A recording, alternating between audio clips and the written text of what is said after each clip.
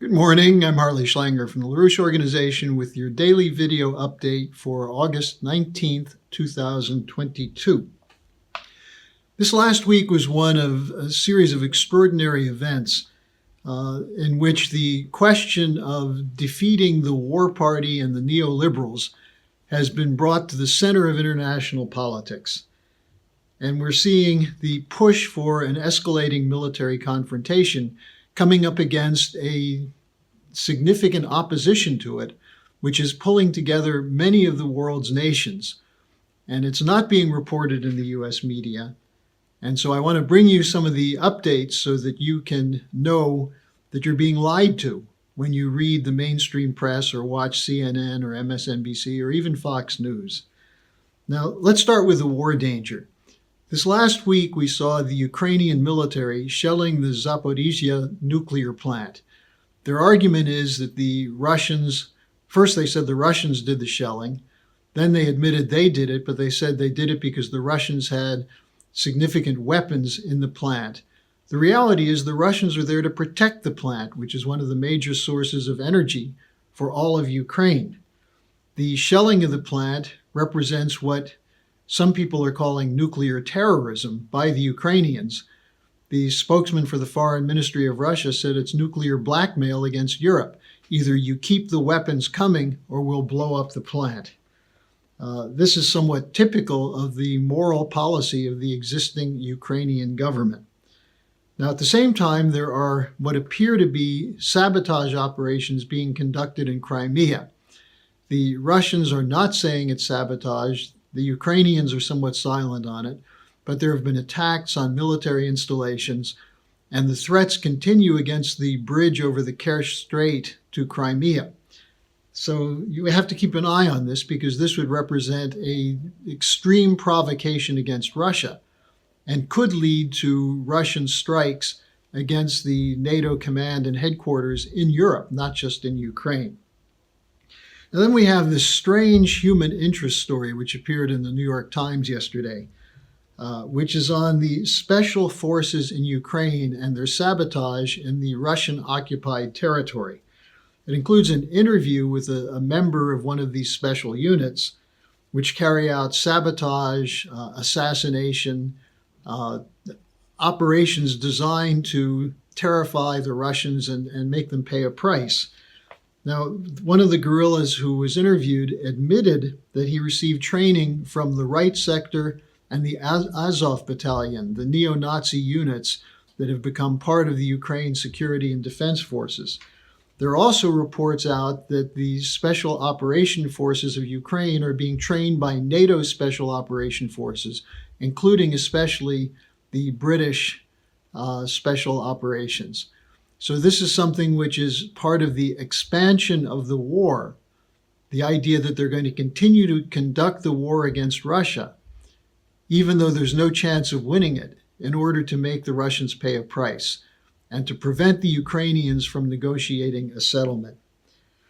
Now, one other aspect of the war is the distribution of a statement by 15 Americans who have been targeted by the Ukraine Committee to Combat Disinformation.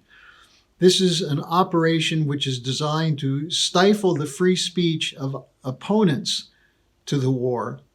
And the letter was circulated yesterday to members of committees in Congress demanding that they investigate the use of U.S. funds to finance this kind of dirty operation against Americans, which includes what Scott Ritter is calling putting them on a hit list.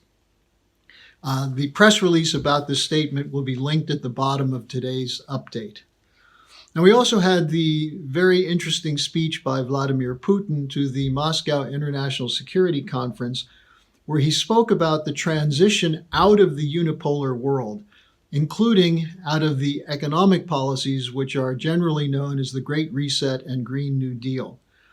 What Putin was discussing is what the Schiller Institute has been fighting for, a new financial architecture combined with a new security architecture based on the mutual interest of all sovereign nations, as opposed to the imposition of economic and strategic policies that benefit only a small handful of wealthy corporate cartels who dictate the policies to Western governments.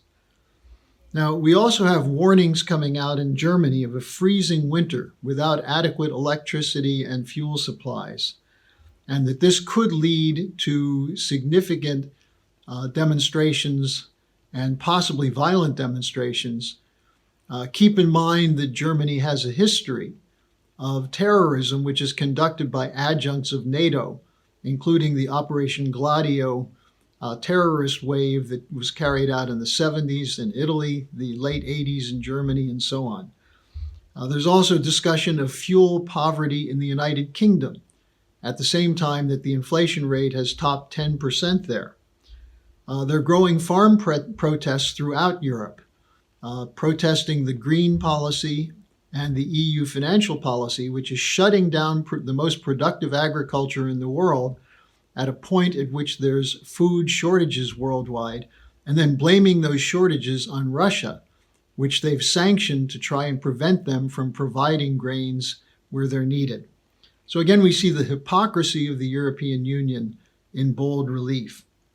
Now, finally, in the US, we have the aftermath of the FBI raid against President Trump's home in Mar-a-Lago, Florida. Clearly, this is an attempt to impose a gag order on dissent in the United States, on opposition. It's criminalizing dissent, that if you disagree with the government policy, you must be a right-wing extremist, a threat to the nation, and therefore a target for special operations such as the FBI raid. I just wrote an article about the precedent for this, which I talked about yesterday, which was the LaRouche case. That will be posted on my blog site over the weekend. But the idea of criminalizing dissent is an attack on the First Amendment rights of the US citizens. It's exactly what's done by this Ukrainian committee to combat disinformation. And you would think with the blowback against the attempt to set up such a committee in the United States, that the people responsible for this would not be so intent on silencing opposition. But that's the only weapon they have right now. Besides disinformation and censorship, the Committee to Combat Disinformation itself is a major source of disinformation. But I want to conclude with one sign of decency of the American people, which shows the true character of Americans, who are fed up with the hypocrisy of government, fed up with the lies and the wars and the inequality of the economic policies. And this is an August 16th letter written by the families of the victims of 9/11 to President Biden. And they condemn the US theft of Afghan funds, which has been underway since over a year, when the money that was in the Afghan government accounts at the New York Federal Reserve was seized by the US government and has not been released. This is theft, just as the $300 billion of Russian funds have been seized. Now, the Biden plan was to use the funds to pay off the awards that have been promised to family members who lost their loved ones on the 9/11 attacks in the United States. Now, this is somewhat ironic. We have to steal money from Afghanistan to pay off those legally awarded settlements when we're spending $60 billion or more to arm Ukraine and to arm the disinformation committee of the Ukrainian government. That's democracy. Now, the letter shows, as I said, the decency, the true decency of the American people. They say that this attempt to steal the money from Afghanistan to pay off these awards is, quote, legally suspect and morally wrong, unquote. Those funds belong to the Afghan people. And they write that while the victims of 9/11 terror are entitled to their day in court, quote, they are not entitled to money that lawfully belongs to the Afghan people, unquote. They go on to say that the Afghan people are facing starvation. 9 million people have a lack of food. Millions of children are malnourished, and this situation is worsening. And they go on to write, this money is theirs, not ours. Now, this is the same committee that has been suing the government, including the Justice Department and the FBI, over the Saudi role in 9/11. And some of them are involved in the investigation into the role of the Bush administration in not just covering up what happened on 9/11, but perhaps complicity in it.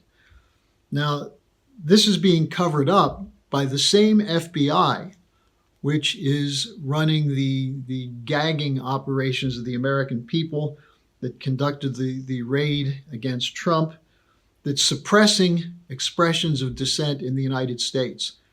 So this action from the 9/11 families is one that should be applauded by all Americans. And I say bravo to them, because they're showing the true decency of the American people in the traditions of our commitment to free speech and to justice. So I would urge people to watch tomorrow the Manhattan Project event, where Helga Zepp-LaRouche will be joined by other people in discussing the importance of the 75th anniversary of Indian independence from the British Empire. Other than that, I'll see you next week.